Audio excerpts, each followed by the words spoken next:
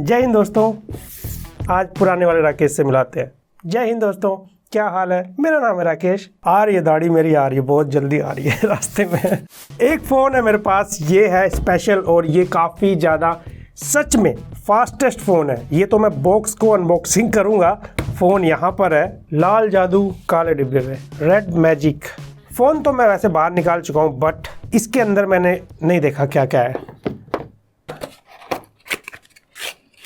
15 multiplied by 2 ampere 30 vote का charger, जबकि वैसे ये फ़ोन मैं वेबसाइट पे चेक कर रहा था तो ये 66 वोट को सपोर्ट करता है। वन प्लस की याद दिला दी इसने, लेकिन ये black type C power delivery 3.0 वाला है ये। वाओ, 20 से ना काफ़ी सारे कटआउट है, बताता हूँ अभी क्योंकि फ़ोन में बहुत कुछ लगा हुआ है। और एक काम करते हैं, इस फ़ोन के साथ ना बहुत ही ज़्यादा रॉ थॉट्स आपके सामने शेयर करता हूँ। बहुत ज़्यादा प्रोफेशनल वे में नहीं जाएंगे, और लेकिन आप वही वाला काम करेंगे अगर नए हैं सब्सक्राइब करने वाला, वो तरीका वही है, उसमें कोई चेंज नहीं है। और इतना मतलब सॉलिड लगता है ये फ़ोन, जैसे टाटा का स्टील लगा, लेकिन ये चाइनीज़ माल है पूरी तरीके से, ठीक है, नो मेड इन इंडिया। तो फ़ोन का साइज जितना बड़ा है ना, वेट इतना ज़्यादा नहीं फील होता, 220 ग्राम के अराउंड है। वैसे ज़्यादा लगेगा आपको, लेकिन पूरा फ़ोन यहाँ पर ना मेटल फ्रेम है, साथ में ग्लास बैक है, 5000 mAh की बैटरी है, और हार्डवेयर पार्ट भी यहाँ पर एक्स्ट्रा है। तो उस हिसाब से वेट यहाँ पर 220 ग्राम बहुत ज़्यादा नहीं है। इसका कलर काफ़ी ज़्यादा कुछ लोगों को पसंद आएगा, कुछ लोगों को मे बी नहीं आएगा, क्योंकि ना काफ़ी ज़्यादा सतरंगी टाइप कलर है इसके अंदर। अब गेमिंग फ़ोन है तो यहाँ एयर ट्रिगर वॉल्यूम बटन के साथ ये वाला जो आप देख रहे हो, ये फैन के लिए बना हुआ है इधर और साथ में इधर। और इसको यहाँ से ऑन करके दिखाता हूँ मैं, हवा एकदम मतलब फील कर सकते हैं, आवाज़ भी माइक पे दिखाता हूँ।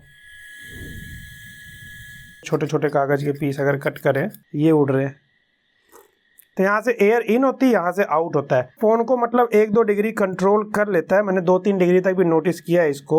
बाकी वॉल्यूम बटन, यहाँ पे डुअल स्पीकर, एक यहाँ, हाइब्रिड सिम स्लॉट है इसके अंदर। और सबसे अच्छी बात, गेमिंग फ़ोन का मजा, यहाँ पर 3.5mm जैक। बाकी इस फ़ोन की सबसे ज़्यादा खास बात मुझे पता क्या लगी, इसके अंदर स्नैपड्रैगन 888 है। तो आपके मन में आएगा भाई 888 मतलब हीटिंग, क्योंकि सबसे पहले मैंने मी 11 में 888 टेस्ट किया था, वहां पर भी हीटिंग मतलब फ़ोन जल्दी हीट गेन कर रहा था। मैंने आपको 888 की टेस्टिंग का एक वीडियो दिया था, तो जो सबसे कम हीट करता हुआ मुझे मिला अभी तक के रियल लाइफ में, iQOO 7 लेजेंड। ये भी 888 के साथ आता है ना, क्योंकि इसके अंदर कूलिंग चैम्बर वगैरह आता है, लेकिन इस फोन को भी पीछे करने वाला वो फोन बन जाता है। ये वाला फोन जो आपके सामने मेरे हाथ में है, Redmagic 6। इसकी प्राइसिंग की बात करें तो ये ग्लोबल वेरिएंट है, मतलब इसके अंदर प्ले स्टोर वगैरह सब चलता है, चाइनीज वाला नहीं है।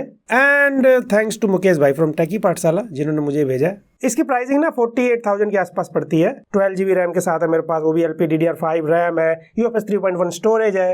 BGMI के अंदर 60 FPS तो बहुत अच्छा देता है ये। HDR एक्सट्रीम, उसके बाद स्मूथ एक्सट्रीम पे वैसे मैंने खेल के देखा 60 FPS मिलता है। 90 का ऑप्शन तो नहीं आया, ये गेमिंग फोन है वैसे, अभी तक नहीं आया है। और वैसे भी ये BGMI अभी भी आपको पता है कि नया आया है। इसके अंदर जो स्मूथनेस आती है ना, वो काफी कमाल की आती है। तो मैं मतलब आपको ऐसे खेल के दिखा रहा हूँ, मैंने FPS वगैरह सब कुछ देखा हुआ है यहाँ पर। लेकिन क्योंकि मैं एक चीज बताना चाहूंगा, पहले मैंने इसको काफी ज्यादा खेल लिया दोस्तों के साथ, तो इसका चाहे FPS हो चाहे कूलिंग, वो बहुत अच्छा मेंटेन रहता है। और ये मैंने लास्ट मैच खेला था। मैं आपको एक इंटरेस्टिंग चीज बताता हूँ, इसका डिस्प्ले साइज 6.8 इंच है ना, ये है 165 हर्ट्ज। इसको आप अलग अलग मतलब सेट कर सकते हो, 90, 60, 120, 165, साथ में 360 hertz touch response rate. Multi touch के लिए, सिंगल के लिए तो वैसे 500 हर्ट्ज तक है। मैंने एक से एक फ्लैगशिप टेस्ट किए हुए हैं, चाहे वो लेटेस्ट मी 11 अल्ट्रा हो, S21 अल्ट्रा है, कोई भी हो।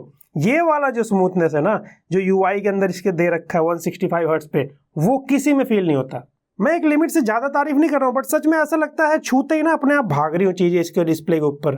और हैप्टिक वगैरह भी दे रखा है, वन ऑफ द स्ट्रॉन्गेस्ट नहीं है, बट हाँ वो ठक वाला मिलता है। अब इसके अंदर जो UI मिलता है, काफी गेमिंग टाइप एक्सपीरियंस देने के लिए जो भी इन्होंने बनाया, जस्ट लाइक मुझे पर्सनली फील होता है जैसे हम लोग लॉन्चर नहीं डाउनलोड कर लेते हैं वो प्ले स्टोर से, तो कुछ वैसा सा लगता है। अब इसके अंदर क्या होता है ना, ये दिक्कत ये करता है, ऐसे तो आपको जैसा दिख रहा है वो आपकी पसंद के ऊपर है, लेकिन जैसे कुछ भी थर्ड पार्टी एप्लीकेशन डाउनलोड करते हैं, जैसे ट्विटर है, उसको थोड़ी अलग कलर में चेंज करता है, तो काफी ना कार्टूनिश सा लगता है। साथ में यहाँ RGB सिस्टम भी है, ये ग्लो होता है। मैंने थोड़ा अंधेरा कर दिया ताकि आपको दिखाई दे। ये इनका लोगो है जो ब्लिंक होता रहता है, इसका कलर रेड रहता है, लेकिन ये वाला है ना जो, इसको आप कस्टमाइज कर सकते हो अलग अलग तरीके से। ये कॉर्नर में एक रेड कलर का बटन देख रहे हो, अगर मैं इसको ऑन करता हूँ तो ये ऑटोमेटिक गेम स्पेस मोड में चला जाता है, और यहाँ पर जितनी गेम्स हैं वो शो होती है। और इस केस में इसका फैन ऑन हो जाता है और जो मैक्सिमम परफॉर्मेंस है ना गेमिंग के लिए ये ऑप्टिमाइज किया गया ताकि बेटर आपको आउटपुट दे। और सोचो इसके अंदर आप अपने प्रोसेसर का CPU स्पीड भी देख सकते हो और जो आपका GPU ये सब देख सकते हो क्या चल रहा लाइव। रिकॉर्डिंग है ना फुल HD पे बिट रेट को 48 तक लेके जा सकते हो। लेकिन एक चीज दिक्कत लगी मुझे यहाँ पर, अगर हम जाए साउंड सोर्स में, या तो आप सिस्टम साउंड या फिर माइक्रोफोन कर सकते हो, दोनों एक साथ रिकॉर्ड नहीं करता। जैसे मेरे पास ये सैमसंग का फोन है, इसके अंदर अगर आप स्क्रीन रिकॉर्डिंग करते हो ना खुद पूछता है माइक साउंड लेना है दोनों का, तो ऐसा ऑप्शन होता तो गेमर्स के लिए ये ज्यादा बेटर होता। और ये एक एमोलेड डिस्प्ले है 10 बिट, और ये डिस्प्ले भी काफी अच्छी क्वालिटी की इनफैक्ट। हालांकि 10 बिट का मुद्दा सबसे ज्यादा आपने सुना होगा जब से ये Mi 11 लाइट आया है, मैंने एक डेडिकेटेड वीडियो दिया समझने के लिए, आप देख सकते हो। लेकिन हाँ मुझे एक चीज लगी कि एक तो इसकी डिस्प्ले फुल HD प्लस है, चलो वो भी ठीक है, लेकिन आउटडोर में इसकी जो मैक्सिमम ब्राइटनेस है ना वो मुझे थोड़ी कम लगी। मतलब ऐसा लगता है और होना चाहिए था। 680 निट्स है।